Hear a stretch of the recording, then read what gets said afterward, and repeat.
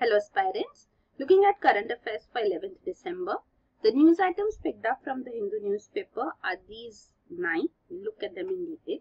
The first one, Supreme Court rejects plea for single school board. So this was a petition which had come from a primary school teacher before the Supreme Court. A 3-judge bench has actually dismissed this petition. They are not going to hear on this matter. The petition was calling for one nation, one education board. It said that there is disparity in knowledge dissemination during the formative years of a child. So for this purpose, there should be one education board because we have separate state education boards. Then, at national level too, we have ICSE, CBSE boards. Then we have international curriculum too, IB board. So all these different boards are resulting in disparity, differences in how knowledge is provided to children in the early years.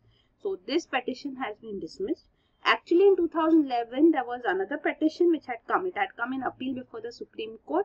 In this, it had held that common syllabus, especially for children between 6 to 14 years of age, helps achieving in a code of common culture.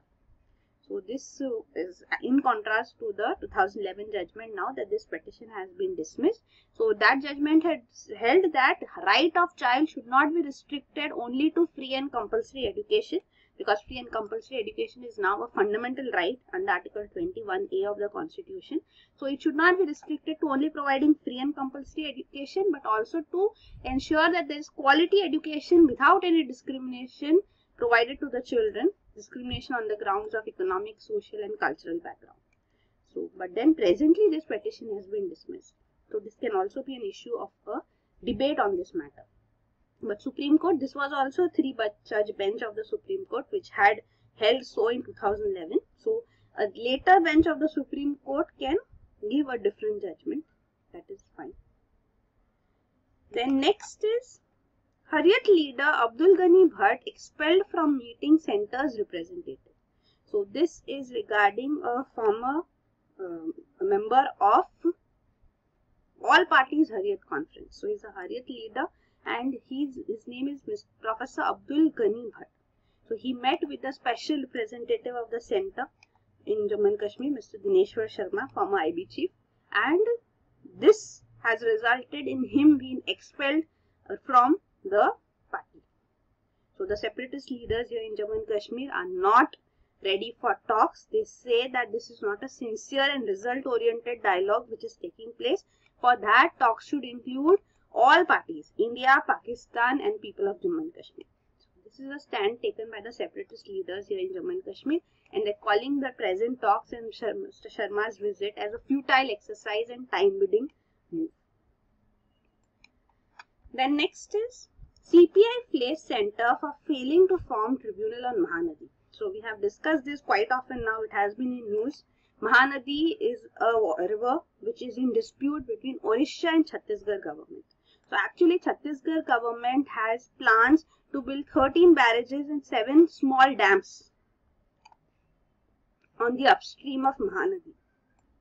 So as you can see in this map also, Mahanadi river flows from Chhattisgarh and then enters into Orissa. So Orissa government has opposed this plan of Chhattisgarh and it has actually asked the central government to form a tribunal to resolve this Mahanadi river water dispute.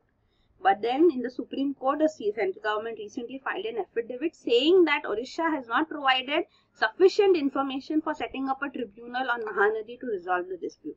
And central government also said that both states can resolve the dispute by negotiation. But the CPI, the political party here, is saying that Orissa actually has tried negotiations. Negotiations failed in November 2016. Only then the central government was appealed to form an interstate tribunal. So it is alleging that the central government is favoring Chhattisgarh over Orissa. So this is the dispute you can see here. So dams etc. built here will affect the downstream water flow is what Orissa alleges. So this is the catchment area you can see shown in Orissa and in Chhattisgarh. So Mahanadi river then drains out into Bay of Bengal. So no tribunal has been formed on this river and central government is showing that it is averse to setting up a tribunal too. It's not ready for it. Then next is GSI finds huge mineral deposits along AP coast.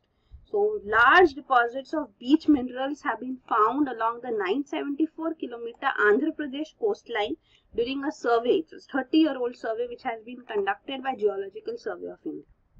So here the minerals such as zircon, ilmenite, limonite and monazite have been found, which value around 46,000 crores.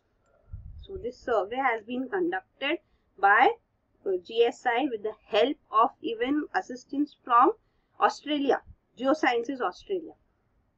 So intensive research has been done, intensive search of minerals has been done beyond the 300 meters from the coast up to even 1 kilometer. And these minerals have been, beach minerals have been identified. So even not just in Andhra Pradesh but also 100 blocks in Orissa have also been found to be having minerals, you can see. So even apart from this, satellite data has also been used. So this satellite data has found huge deposits of manganese as such. Then bauxite has been found even in Orissa and coastal Andhra Pradesh and Barrier in Kadapa district of Andhra Pradesh. So this is the study being done. So it uses, Geological Survey of India uses satellite data as well as its geotechnical vessels. So on land, in water, as well as using satellite data, it brings out details regarding minerals available and it estimates their value, and then this would facilitate the auction of the area so that extraction of minerals can also take place. So even it is replacing, the GSI head says that they are procuring high-end geoscientific research vessels too. Already one has been procured, that is Samudra Ratnakar, and its old ships are being phased out now. So this is regarding Geological Survey of India. It's one of the oldest organizations formed during the Britishers during the colonial era. So it conducts ground surveys, then remote sensing and aerial surveys, even using satellite data and even marine and coastal surveys. And this is Samudra Ratnakar, one of the vessels deployed to study presence of minerals in the seabed by GSI. Then next is IISC. Etched aluminium keeps surfaces bacteria free. So researchers from Indian Institute of Science, Bengaluru have identified that etched aluminium, means etching done, something written or some design made, etching done on aluminium helps to kill both drug sensitive and drug resistant bacteria and also prevent bacteria from attaching and growing on surfaces. So infections do take place in hospitals, especially in ICUs, operation theaters. It is highly health hazard. So it's a high health hazard. So this hospital acquired infections which take place, this can be reduced by using etched aluminium surfaces. So they can be used on regularly used objects like taps, bedside tables, handrails, etc. So this will be these are the places from where bacterial infections get transmitted majorly. So this aluminium surfaces have very minute textures. So this is produced through chemical etching. So when etching is done, the texture which is produced, so this kills the bacteria and is also responsible for anti-fouling. So bacteria cannot attach and grow. So this study which has been done, in this case it has been found that there are nano and micro scale features because of aluminium etching, and this kills 82% of E. coli bacteria, 25% of K. pneumonia bacteria, etc. And gram-negative bacteria such as E. coli, you should know, are responsible for 70% of infections in ICU. So this is a study which has been done in which it has been found that etched aluminiums keep surfaces bacteria free. And what is the exact mechanism is not clear, but then it is being said that the nanoscale features that appear on the etched aluminium mechanically rupture the bacteria cell membrane due to physical interaction of the cells with the surface topography, and that's why bacteria cannot adhere to the surface and they are killed. Then next is a genomic view of cancer. So cancer, as we understand, what we hear of are different types of cancers like lung cancer, blood cancer, breast cancer, etc. But then there is a genomic view of cancer. Means it studies the influence of genetics on cancer. So this traditional view is that depending on the type of the organ which is affected by cancer, you have a treatment strategy. So this genetic details information as such gives alternative treatment approach. So here it's actually 2014 that a study was published showing that there is a link among cancers. That different types of cancers are not straitjacket different boxes, but they are connected. So what is the connection? So genetic data actually has been taken from 14 major cancer entities and around 4,796 cases available through the Cancer Genome Atlas, ECGA, which is majorly funded by US. So this Cancer Genome Atlas has all the details. So based on this all available genes as well as different cancer related gene sets, the researchers found that in about 43% of the cases on average, tumors of a particular anatomical site, means a particular organ, are genetically more similar to tumors from different organs and tissues than to tumors of the same origin. So means one type of cancer, then on an average they should be genetically similar, that different type of cancer is because of one particular gene, but that is not the case. There is trans similarity rather than self similarity. So this is what came forth in this research by studying these cases, by looking into the genetic aspect of cancer, and that is why they are having this new therapy, so new approach, that cancer is a genetic disease and not one specific to localized tissues and organs is an approach which is being trending in the last 3 years now, and there have also been drugs which have been approved based on this theory. So in May 2017, US Food and Drug Administration cleared a drug marketed by Merck.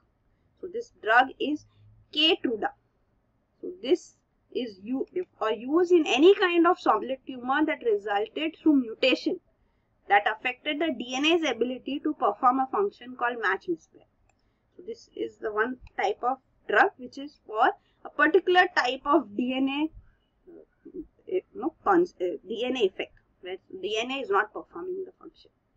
So this is an approach to treatment of cancer now, a new approach to treating cancer, which has been approved by US FDA.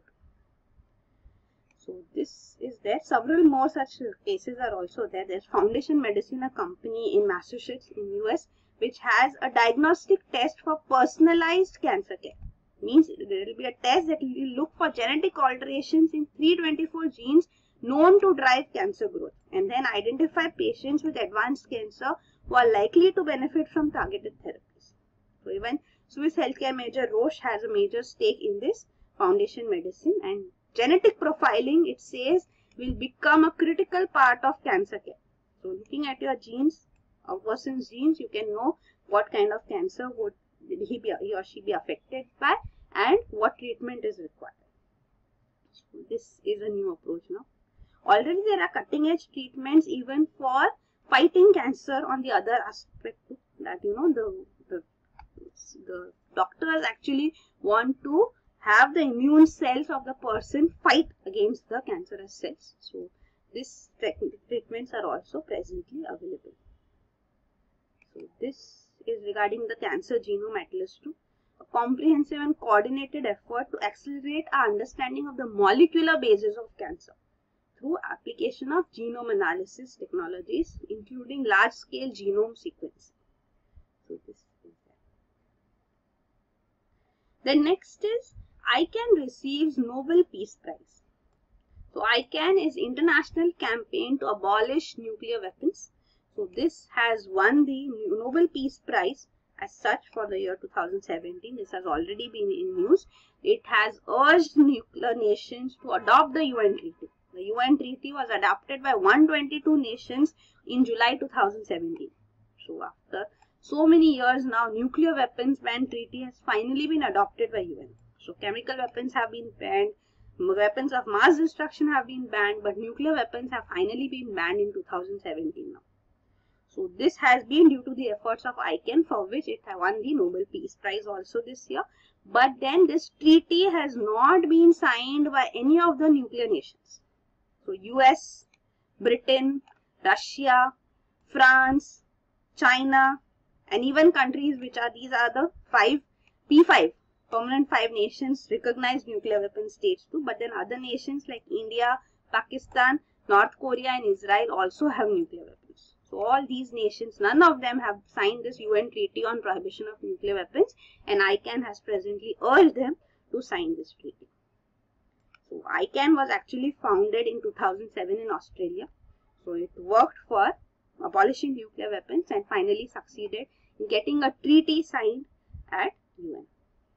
And this is regarding the nuclear weapons stockpile in the world. So you can see the major stockpile is with USA, then Russia. Sorry, with Russia, then USA. Not major difference, but yes, these are the two major nations having nuclear weapons, and then come France, China, UK, and India, Pakistan, Israel, North Korea, which are not recognized nuclear weapon states. Then next is WTO. Diverse views fuel bleak prospects for outcome. So we know about the WTO Ministerial Conference, which is taking place in South America, in Argentina, Buenos Aires. So here there are presently 164 WTO member nations, but then there are differing viewpoints, especially amongst developed and developing countries. And the developing countries led by India, China, and South Africa are demanding final declaration of the body's role, that it should reaffirm its commitment to multilateralism and rules-based trading system, as well as negotiations with development agenda. So we know the Doha development agenda. The Doha Ministerial Conference in Qatar, which began in 2001, has not yet been completed. The Doha round still continues because there is no clear viewpoint, and there are differing opinions between the developed and developing nations majorly. So this, and even presently USA has been creating hindrances, roadblocks in the functioning of WTO. Even there is WTO dispute settlement mechanism where members have not been appointed because of US blocking them. So that is why it has been asked that it should reaffirm its commitment to multilateralism, rule-based trading system. So this is there. There are several outstanding issues of Doha development agenda 2. Plus, the developed nations want 21st century trade issues to be taken up. So these trade issues which developed countries are pushing for and developing countries are averse to are e-commerce, investment facilitation, that is investment trade settlement dispute system, so that international arbitration, so that is also one aspect of investment facilitation. Then matters related to small firms and gender equality. So these are the issues which developed countries want to push for. And India and developing countries actually want that first the outstanding issues should be resolved, and that is majorly on food security. That is food security protection to poor farmers, which is provided. There is a roadblock in that too. We have seen that there is a need for permanent solution. A peace clause has been inserted, but permanent solution has not been brought out. Even special safeguards mechanism, which we last discussed on 9th December 2, is something which the developing countries are pushing for better clarity and giving powers in the hands of developing nations to increase import tariffs if imports in developing countries on agricultural products by developed countries affect poor farmers. So this is there. Also, fisheries subsidies should not be hindered with, is also a demand coming from developing countries.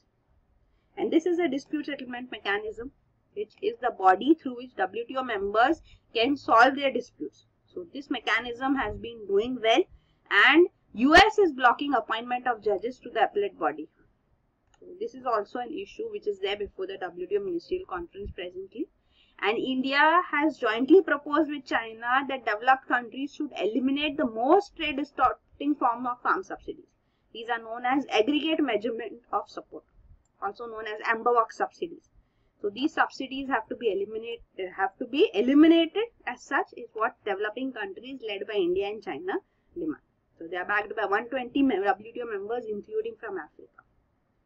So this is there. So these are the major demands of developing countries which are working through this organization called G33, which is a grouping of 47 nations, 47 or 48 nations, and are seeking even permanent solution to agricultural issues and even special safeguards mechanism as we just discussed. So this is there. And this is regarding aggregate measurement of support, also known as amber box subsidies in WTO terminology. So this comprises of both product and non-product specific support. So non-product specific support is subsidies for agricultural inputs like credit, seed provided, fertilizers, irrigation, electricity, etc. And product specific can be through minimum support prices, etc. So this is support prices provided for product specific subsidies. So aggregate measurement of subsidies total includes both product, non-product specific subsidies. So this is regarding the agricultural subsidies at WTO. So there are these boxes, amber box, blue box and green box.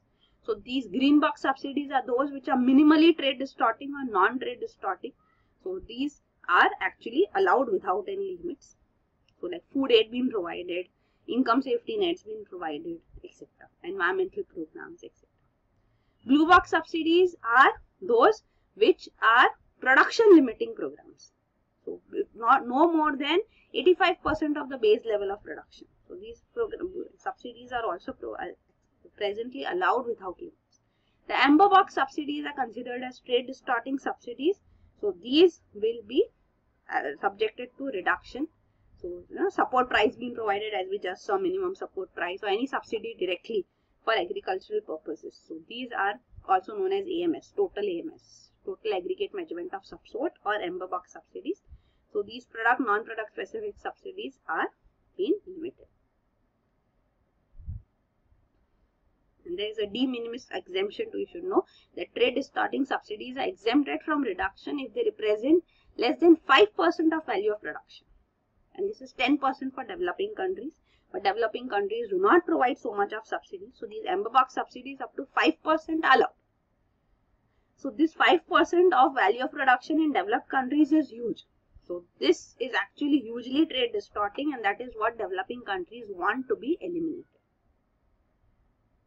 So this is regarding G33 too, the grouping of developing nations and what demands they are making at WTO for agricultural subsidies. So this, as we just discussed, permanent solution for developing countries, because the old methodology is used for subsidy calculation, and a limit of 10% on food procurement, which has been fixed under Agreement of Agriculture as such, is based on price levels of 1986-88. So this developing countries are now breaching.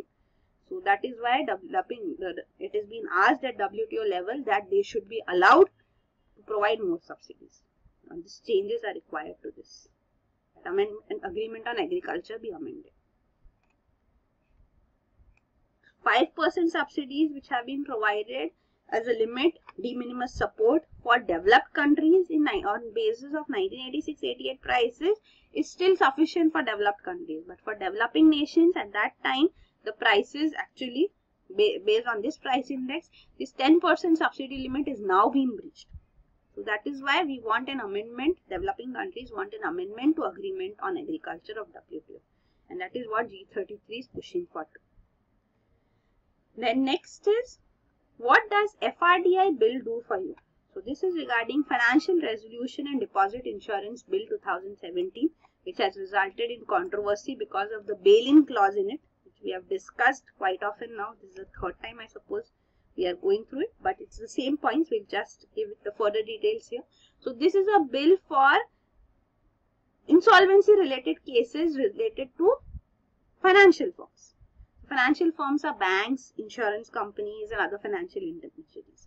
So if there is a resolution as such required for them, then what should be the approach? So that is why this new bill has been proposed, in which the Resolution Corporation is a body which has been established to replace the existing Deposit Insurance and Credit Guarantee Corporation.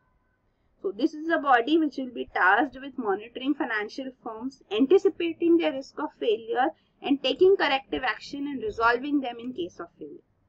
So that's what it is, that it will first classify financial firms on the basis of their risk of failure. So these categories are 5: low, moderate, material, imminent or critical. So if a company is deemed critical, the Resolution Corporation can take over the management of the company. So it will take over the management, and then it can take up various tools to resolve this issue, and a bail-in clause is also there. So it can bail in the company. Now bailout is a term which means that public funds, government money is used to inject capital into an ailing company. So when government is providing money, it's a bailout. And bail-in means the depositors' funds, means banks, financial firms, whatever depositors have deposited money, those funds are used to achieve these ends, to put in capital into the company, financial company. So this can be done by either cancelling the bank's liabilities, that they should repay the depositors the amount which they have deposited, or converting them into other forms such as equity, providing them equity rather than providing them back the money. So this is bail-in. So this has become a controversial clause because under resolution corporation, there is no clarity on how much amount of money would be taken away as a bail-in by the financial firms. So this has caused concern among depositors.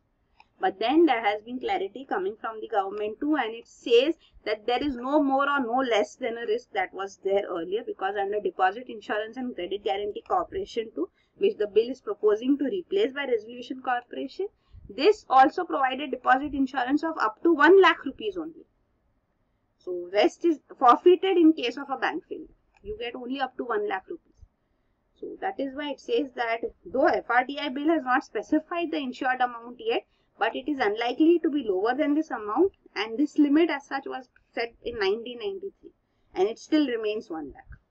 And the government is using this point and will still continue to provide only this much safeguard, and remaining can be used as bail-in. So this is a controversial provision in this bill. So on one side, the central government is actively encouraging people to engage more with banking sector, with schemes like Jan Dhan Yojana and even like demonetization, then digitalization, which is being proposed now. But then bail-in clause in such bills are resulting in fear amongst the depositors. So this clarity has come. It's saying that it will be more depositor friendly than other jurisdictions, other countries as such too, and it will not change the 1 lakh limit which is there under the present corporation too, that would continue. But of course, this is not sufficient. So these are the news items. Thank you.